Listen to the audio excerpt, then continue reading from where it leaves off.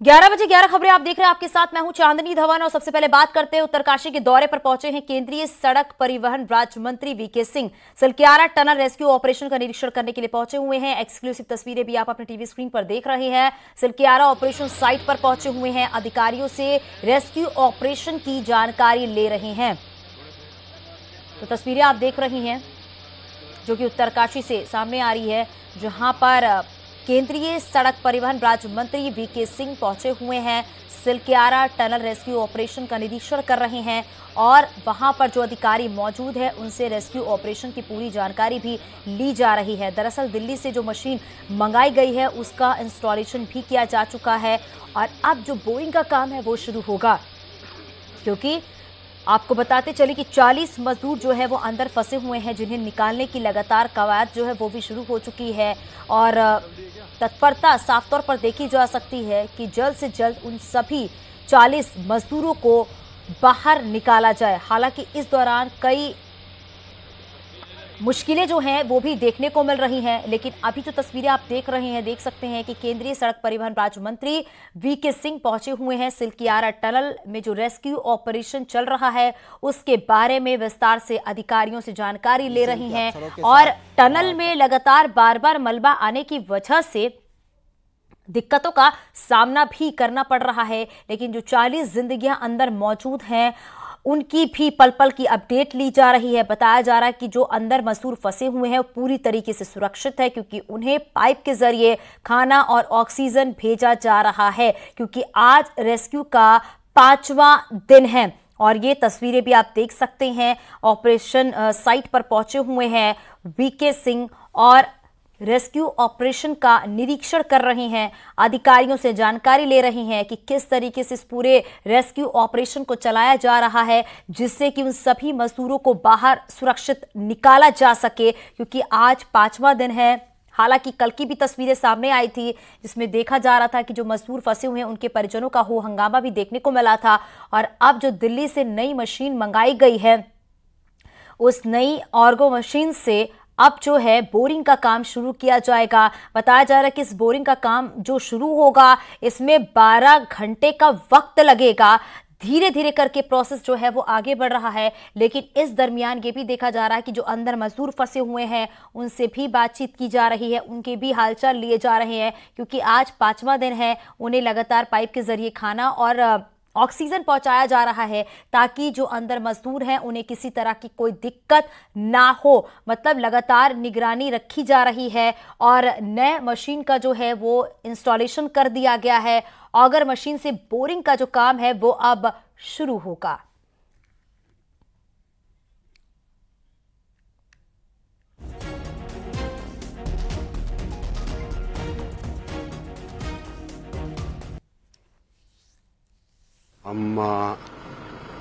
हमें पूरी उम्मीद है, इसीलिए हम सब लोग आए, ताकि चीजें आप भेज दी हैं और जितना जल्दी काम शुरू हो, इसी आशा के लिए हम सब लोग देख रहे हैं। अब जगह पे जाके देखेंगे कैसे काम चल रहा है, कैसे नहीं। फिर भी आप क्या सोचते हैं, आज रेस्क्यू स्टार्ट हो सकता है?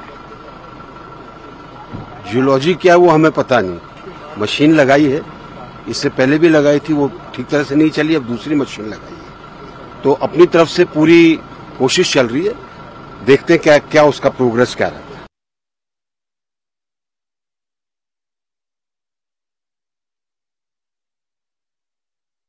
टनल ले रहे थे और क्योंकि लगातार रेस्क्यू ऑपरेशन पर सबकी निगाहें टिकी हुई हैं,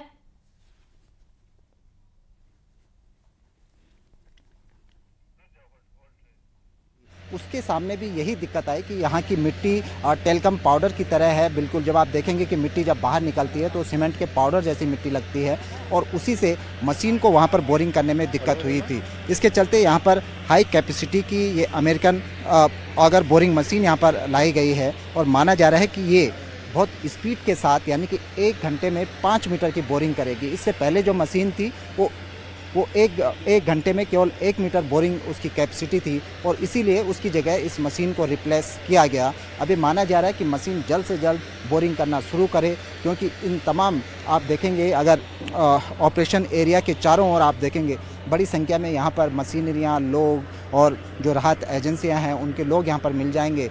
जो श्रमिक अंदर फंसे हैं धीरे धीरे उनके परिजन भी यहाँ पर बड़ी संख्या में पहुँचे हैं और उनको उम्मीद सिर्फ एक इसी मशीन से उम्मीद है कि किसी तरह से बोरिंग शुरू हो और वो अपने प्रियजनों से मुलाकात कर सकें, उनको सकुशल बाहर निकाल सकें। जी तो तस्वीरें लगातार आप देख रही हैं, ये एक्सक्लूसिव तस्वीर आप देख रही हैं जहां पर रेस्क्यू ऑपरेशन का निरीक्षण करने के लिए वीके सिंह पहुंचे हुए हैं और जानकारी भी वहां के अधिकारियों से ले रहे हैं कि किस तरीके से इस पूरे रेस्क्यू ऑपरेशन को चलाया जा रहा है ताकि जल्द से जल्द इस रेस्क्यू ऑपरेशन को पूरा किया जा सके। हालांकि अभी थोड़ा वक्त लगेगा बोरिंग का जब काम शुरू होगा और बताया जा रहा है कि इस काम को पूरा होने में 12 घंटे का वक्त बताया जा रहा है और आज 5वां दिन है। सबसे बड़ी बात है कि आज 5वां दिन है और लगातार मुश्किलें जो है वो भी देखी जा रही हैं क्योंकि मलबा बार बार आ जाने की वजह से दिक्कतें सामने आ रही हैं। हालांकि उन दिक्कतों को पार पाने के लिए जो अमेरिकन ऑगर मशीन जो मंगाई गई है उसी से अब मैं आपको दिखाने की कोशिश करूंगा। मैं अपने कैमरे पर्सन को कहूंगा कि एक बार आप ह्यूम पाइप दिखाने की कोशिश करेंगे। ये जब भी कोई टनल बनती है, खासकर ये 4.5 किलोमीटर लंबी टनल बन रही थी, 2.5 किलोमीटर तक ये टनल खोदी जा चुकी थी। जब भी कोई टनल बनती है उसके साथ साथ सेफ्टी डक्ट भी डाली जाती है क्योंकि टनल में ऐसे हादसे आम होते हैं कि किसी भी समय लूज मलबा गिर जाए। इस टनल में भी सेफ्टी डक्ट डाली गई थी लेकिन 12 दिन पहले ही वो सेफ्टी डक्ट वहाँ से हटा दी गई थी और उसके ह्यूम पाइप यहाँ पर नदी के किनारे आज भी पड़े हुए हैं। यदि वो ह्यूम पाइप हटाए नहीं होते, सेफ्टी डक्ट हटाई नहीं गई होती तो आज जो हादसा हुआ इसके बावजूद 40 के 40 श्रमिक 1 घंटे भर के भीतर सुरक्षित बाहर निकल चुके होते। पहली बड़ी लापरवाही ये है। दूसरी बड़ी लापरवाही है कि जो 60 मीटर पोर्शन जो गिरा है, जहां अब कैविटी बन गई है, उस कैविटी को भरना जो एक्सपर्ट्स कहते हैं कि लगभग इम्पॉसिबल है वहां से लैंडस्लाइड को रोकना, भूस्खलन को रोकना। उस एरिया में जब भी हम टनल करते हुए आगे बढ़ते हैं, एक्सपर्ट ये बात कहते हैं कि उसको लाइनिंग करते हुए आगे चलते उस पर सीमेंट की मोटी परत चढ़ाई जाती है ताकि इस तरह के धंसाव ना हो। इस 60 मीटर पोर्शन को ब्लैंक छोड़ दिया गया था, इसको खाली छोड़ दिया गया था और इसमें लंबे समय से पानी का रिसाव हो रहा था। घटना से पहले रविवार से 3 दिन पहले से इस पे हल्के हल्के से इस पर स्लाइडिंग होने लगी थी, मिट्टी गिरने लगी थी। ताज्जुब की बात यह है कि इतना बड़ा प्रोजेक्ट, इतनी बड़ी परियोजना, लेकिन दीपावली के चलते चाहे वो NHIDCL के ऑफिसर हों या फिर उसके नीचे जो सब ऑर्डिनेट कंपनी जो इसका काम कर रही है, नवयुगा कंपनी, उसके सीनियर तमाम ऑफिसर छुट्टी चले गए थे। यहाँ पर केवल मजदूरों के भरोसे, सुपरवाइजर के भरोसे काम संचालित हो रहा था। दीपावली के दिन ही इस 60 मीटर एरिया को छेड़ा गया क्योंकि लंबे समय से ये एरिया धंसाव की जद में था। जैसे ही उसको छेड़ा गया पूरा का पूरा जो पोर्शन था वो भरभराकर गिर पड़ा। तो ये एक बड़ी लापरवाही है और निश्चित तौर पर इसकी जिम्मेदारी भी तय की जानी चाहिए। मुख्यमंत्री की ओर से, सरकार की ओर से एक 6 सदस्यों की एक एक्सपर्ट कमेटी यहाँ पर गठित की गई है जिसमें GSI के लोग हैं, जिसमें वाडिया इंस्टीट्यूट के साइंटिस्ट हैं, CBRI के साइंटिस्ट हैं। 6 लोगों की कमेटी यहाँ पर बनाई गई है। वो एक बार का निरीक्षण करके यहाँ से जा भी चुकी है। अब देखना होगा कि इसकी लापरवाही किस पर और कैसे तय होती है, लेकिन फिलहाल पहला टारगेट है 39 जिंदगियों को बचाना जो पिछले 100 घंटे से टनल के दूसरी पार जिंदगी और मौत की लड़ाई लड़ रहे हैं। जी तो देखिए, सेफ्टी पॉइंट्स बहुत ज़रूरी है क्योंकि जैसा कि लगातार हमारे सहयोगी बता रहे हैं कि सेफ्टी मेजर्स को देखा गया था लेकिन उसके बाद जो सेफ्टी मेजर्स वहां पर लगाए गए थे वो वहां से हटा दिए गए हैं। एक लापरवाही भी साफ तौर पर देखी जा सकती है क्योंकि जब ऐसे काम किए जाते हैं, यानी कि जब टनल बनाया जाता है, तो सबसे पहले इस टनल के काम में सेफ्टी पॉइंट को ज़रूर ध्यान दिया जाता है क्योंकि बड़ी संख्या में जो मजदूर होते हैं वो वहां पर काम करते हैं और वो तस्वीरें भी हम आप तक पहुंचा रहे हैं कि किस तरीके से देखा जा सकता है कि वहां पर जो NDRF SDRF की टीम मौके पर मौजूद है, लेकिन साथ ही साथ देखा जा रहा है कि जनरल VK सिंह भी पहुंचे हुए हैं और जो नई मशीन है, जो अमेरिकन ऑगर मशीन जो है वो भी मंगा ली गई है, उसको इंस्टॉल भी कर दिया गया है। लेकिन लापरवाही जो है वो भी यहाँ पर देखी जा सकती है कि किस तरीके से यहाँ पर लापरवाही बरती गई है और सबसे बड़ी जो चुनौती यहाँ पर नजर आ रही है कि जो 40 जिंदगियां हैं उनको कैसे जल्द से जल्द बाहर निकाला जाए क्योंकि उनके लिए एक एक पल, एक एक मिनट कह सकते हैं कि बहुत ही अहमियत रखते हैं, बहुत ही मायने रखते हैं।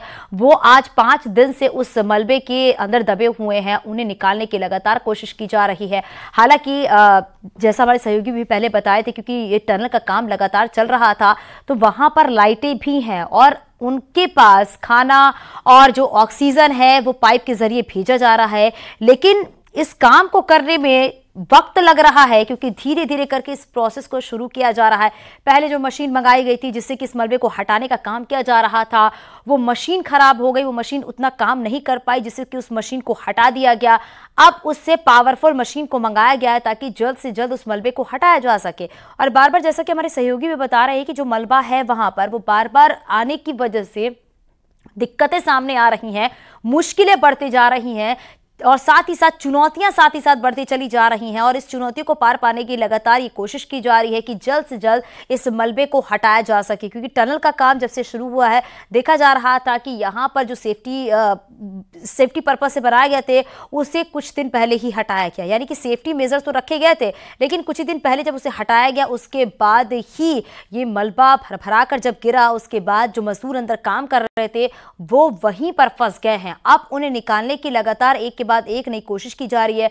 पूरा रोड मैप बनाया जा रहा है कि कैसे इस टनल से उन सभी मजदूरों को बाहर निकाला जा सकता है। और देखिए, आपको ये भी बताते चल रही हैं कि जो ऑगर मशीन है वो कैसे काम करता है और साथ ही जो मजदूर फंसे हुए कहाँ के हैं, झारखंड के भी हैं, उत्तर प्रदेश के 8 मजदूर जो टनल के अंदर फंसे हुए हैं, अलग अलग जगह से मजदूर पहुंचे हुए हैं। उड़ीसा के 5 है, बिहार के 4 मजदूर अंदर फंसे हुए हैं और साथ ही असम के 2 हैं, हिमाचल के 1 मजदूर बताए जा रहे हैं। तो देखिए, आप अलग अलग शहरों से मजदूर पहुंचते हैं अलग अलग जगहों पर काम करने के लिए ताकि वो अपने घर परिवार को चला सके।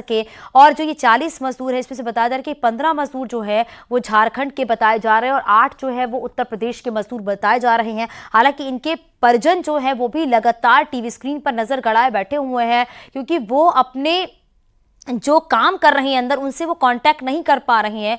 लेकिन उनके लिए एक एक पल, एक एक घड़ी कह सकते हैं कितनी ज़्यादा चुनौतीपूर्ण नज़र आ रही है।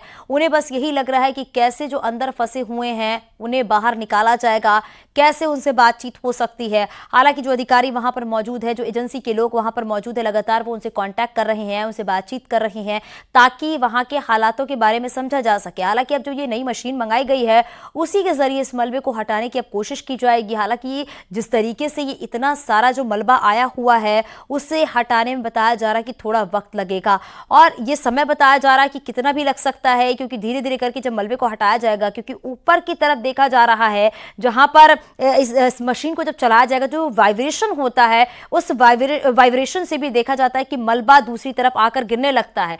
तो सबसे बड़ी चुनौती जो यही है कि किस तरीके से इस पूरे मलबे को हटाया जाए ताकि उन 40 जिंदगियों को बचाना एक सबसे बड़ी चुनौती नजर आ रही है, क्योंकि जो अपने अंदर फंसे हुए हैं उनको बाहर आते देखने के लिए जो उनके अपने हैं वो किस तरीके से चिंतित हो रहे हैं, किस तरीके से परेशान हो रहे हैं। जो मजदूर हैं, सोचिए, जो अपना घर परिवार चलाते हैं, उनके जो अपने हैं वो किस तरीके से इस बात का इंतजार कर रहे हैं कि कब वो अपने उस टनल से बाहर आएंगे।